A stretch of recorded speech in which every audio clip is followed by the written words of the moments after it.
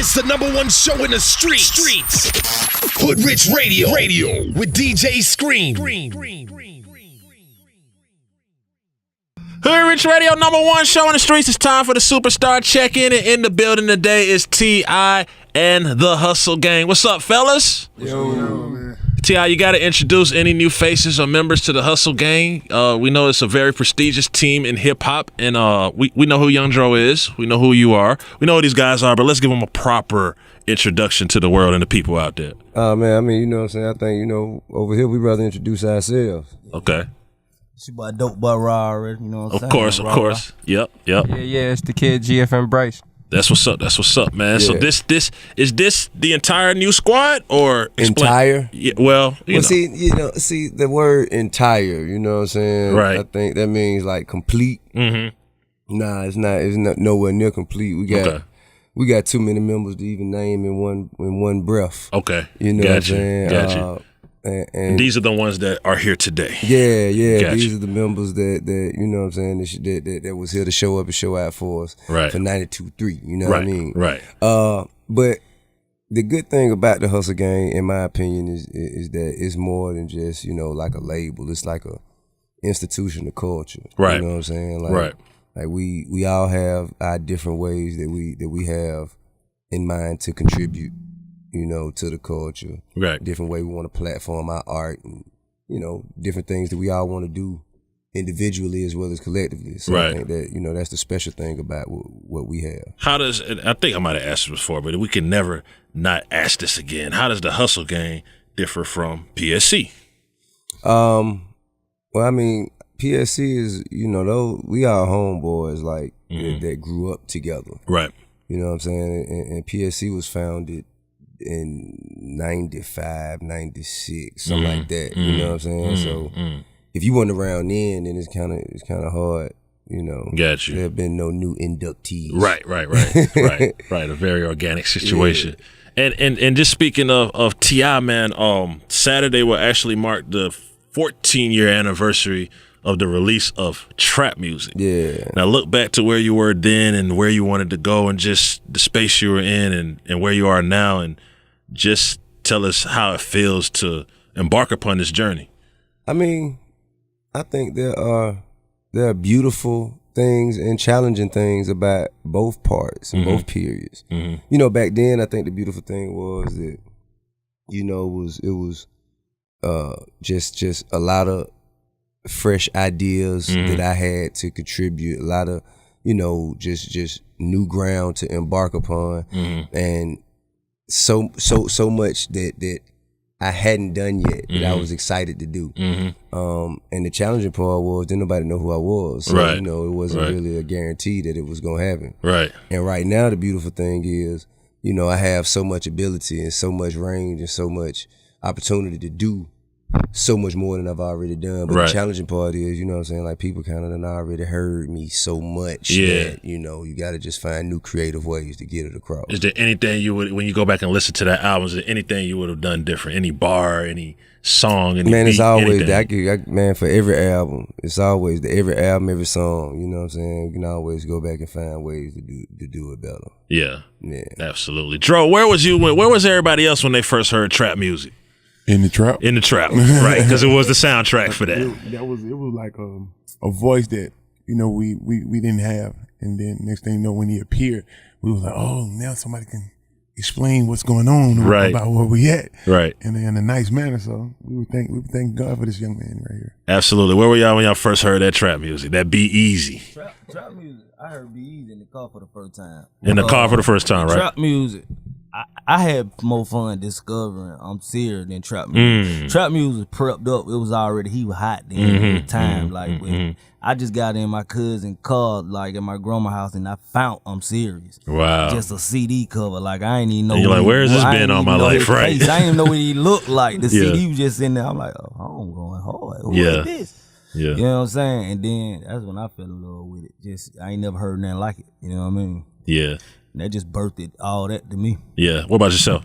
I mean, when I heard trap music for the first time, I was in New York chasing hoop dreams. Okay. Yeah, I was in Harlem, and I was like, wow, this is like a whole new sound, and I didn't understand it. Yeah. It took me a while to catch on, but it definitely changed a lot of people's lives. Man, in the year 2017, we still have variations of rap albums with the word trap in front. Did you know that you was starting? Did you know you was starting this? So there's trap music, and you did another interview where you said you want to be clear that you coined trap music for sure. We all know it's an Atlanta thing. We've heard the word trap prior to that, but you're the one that said I'm gonna put it on my album and kind of. No. I mean, the trap has been a term, right? You know what I mean? It's been a term long before me, right? Know? Right. And it's been people talking about activities that go on in the trap, right? But to bring all of this stuff together, you know what I'm saying? And that's just like, you know, people been making hamburgers before McDonald's. True. You know what I'm saying? Right. But ain't been no more McDonald's since McDonald's. Right. You know what I'm saying? So right. I did not know that it would grow and expand the way that it has. I'm happy that it has. Right. You know, I salute all the other, you know, the trap music contributors. Right. You know what I'm saying? Yeah. But I mean, you know, it in its conception, it was just about the activities that me and the people around me experienced during our childhoods and the things we learned from it, the stuff we saw and how it affected us in our lives. You know, that's what trap music was intended to be. So what I hear on this Hustle Gang calendar, and there's a lot going on. There's going to be a Hustle Gang album. I'm hearing about Day 3. I'm sure y'all got projects. Talk to us about these forthcoming projects. Well, it's allowing us to, you know, express ourselves as a group. You know what I mean? You know, and that's speaking of the Hustle Gang album. Speaking of the Hustle Gang album, it's right. allowing ourselves to express ourselves individually. You know what I mean? From the point of view that we have, like say for instance, I'm on the west side of Bankhead, you know, and I'm talking about everything that I've encountered over there, what I like to see, what I like to do, how I like to dress, and you know what I mean. And everybody else is doing the same thing as far as Day 3 go. It's just like growth, you know, from where I came from. No, we get excited when we hear Day 1, Day 2, Day 3, Dro. Yeah. We get very excited. It's gonna be very big, you know what I'm saying? And it's gonna be some different songs on there to let you know that I'm growing as an artist. Okay, so you'll be singing basically. We gonna know Dro gonna be doing some more singing, a lot more of it. What y'all got coming, Rob? Man, I got I'm the Hustle Gang album for sure. I got a couple beats that I produce on there. I'm just really trying to brand myself as a producer, man. And you know, for me, it's all about just. You had a recent placement too, right, on Meek's album. Okay, congrats on that. I've been building a lot with Meek. You know what I'm saying? He gave me like one of my first opportunities outside of the crew. You know what I'm saying, on the DC4. So just building myself and just reinventing myself. You know, man, you go way Young back. Capone you know days. Shouts to that guy too. Now it's like starting over for me, man. Yeah. Figuring out Instagram, figuring out how to get across to the people. You know what I mean? Yeah. So outside of just the Hustle Gang project, I got a new project that I'm gonna drop. Well, people just like to hear my stories, man, and I'm just going over classic beats and instrumentals from the past, stuff like whatever was on UGK or 8 Ball or trap music, and just letting people, you know, get to hear me on that type of thing. And then I got an album that's in the making that we putting together too. It's finished. We just tightening everything up, so we getting that ready. But for now, I'm just gonna keep building, man, and letting people just get to know me just all the way over again. Because the first time I feel like they didn't get to know me. I feel like I just had songs out, so people didn't really know who I was, you know what I'm saying? They just knew like this kid, you know, he from the east side, he can make some music, but we don't really know much about him. Right. You know what I'm saying? So now it's just all about just getting my brand now, letting people know who I am as a person and just building that story up. Got you. Bryce, how long you been down with the Hustle Gang movement? I mean, I've been doing music for 10 plus years. Okay. So it's just been like a constant growth. Yeah. And to touch on what Dro said, the Hustle Gang album is a tremendous opportunity for me to showcase and give people a little bit of a taste of what to anticipate from my project that comes out whenever I decide to get everything in together. And then from then on, it's tour, and then I got a placement trying to get in the Atlanta film, where I think is Childish Gambino, and then set up tours and merchandise and keep on going. Speaking of tours, how was the tour? Like, you say you're tired? Man, you say you're tired? Was it hard getting Dro up every day on time, man? Yeah. Joe's on time? I was the least one that was pretty bad. You was at least one that was pretty bad. Okay, I want to decipher that. All right. But to touch back on lyrics, my boy Rock. Well, I heard him speak the other day on Instagram. Rock go crazy now. I tell you, man, I caught chills. I was like, yeah, that boy just went in like curfew. Yeah, he been doing that since I know him at the H. Ain't nothing new. I had to speak on that, man. Yeah, the Hustle Gang is filled with that. Tokyo Jets is extremely good. Yeah. Like, you know what I mean? I watched one of her virals on her Instagram pages, and that thing almost brought me to tears about her talking about her family and the struggle she had been through. So it's a lot of stuff over here that we have to offer as far as street music. You dig what I'm saying? Absolutely. That's definitely important now to be in touch with who you are. Absolutely. That's definitely what's working now. Now, Tip, man, there's a void on our TV screen. There's no more Family Hustle. We all saw the final episode, but we know you'll be on our TV screens or movie screens in some shape or form or fashion soon, because that's part of the hustle. Sure, absolutely. I mean, they say when God closed the door, he opened the window. You know what I'm saying? So we gonna squeeze the biggest bag we can through that window. Okay, got you. I mean, man, yeah, we did 100 episode, man, and I just think that everybody in the family were kind of like, rolling. You know, what's next? Yeah. You know what I'm saying? Yeah. Like, you know, this ain't a lifetime deal. You know what I'm saying? Right. But you know what I'm saying? You know, should the bag call for it? You know, should the bag so you be saying bigger? we might see another Family Hustle? Should the bag be bigger than the window shall allow? So everybody must open the door again.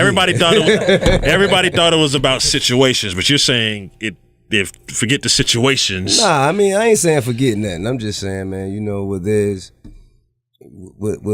opportunity, there will be an answer. Got you. You know what I'm saying? As long as everybody is on board. You know, I think me and Tamika were more worried about the kids. You know what I'm saying? Right. And them having their own individuality and being able to live outside of, you know what I'm saying? Just that particular situation. Exactly. Just that platform.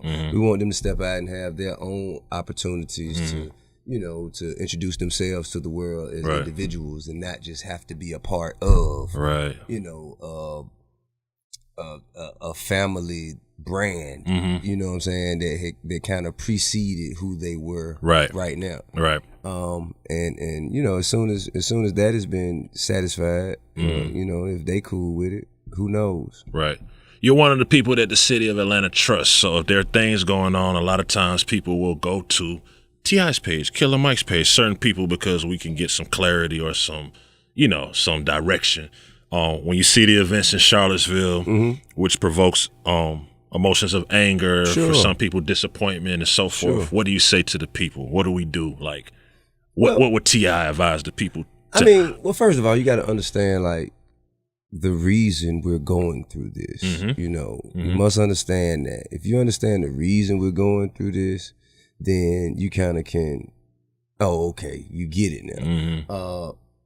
And the reason being the white people have been the majority, you know what I'm saying, in this country since they stole it. Okay, so the reason is not some people, because some people would just interpret that as it's Donald Trump's the only reason. So that's why I wanted to just clear it up.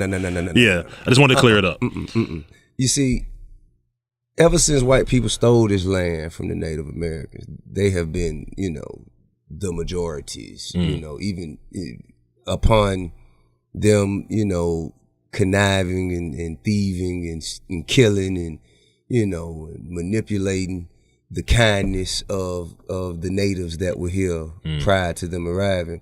Ever since then, they've been the majority. Okay, so, and America was real big on inviting immigrants to come over, you know, from all places. It was the land of the free. And since then, you know, immigrants came here, built lives for themselves, you know what I'm saying, worked hard and enjoyed the American dream. They've made families which have become blended families. These blended families have now, you know, they now if you mix a drop of black with anything, it's black. You know what I'm saying? So all of these, you know, mixed couples who had these little mixed babies, you know, so now where racial tension could stand before, you got a grandfather who now has a black grandbaby. Like, hold up, you saying you gonna hurt my grandbaby? Oh, hell no. That ain't what's happening. So, you know what I'm saying? So the people who are in power, who feel like that, you know, they have an advantage just because of the color of their skin, they no longer have that platform You know what I'm saying? And you know, as anybody, when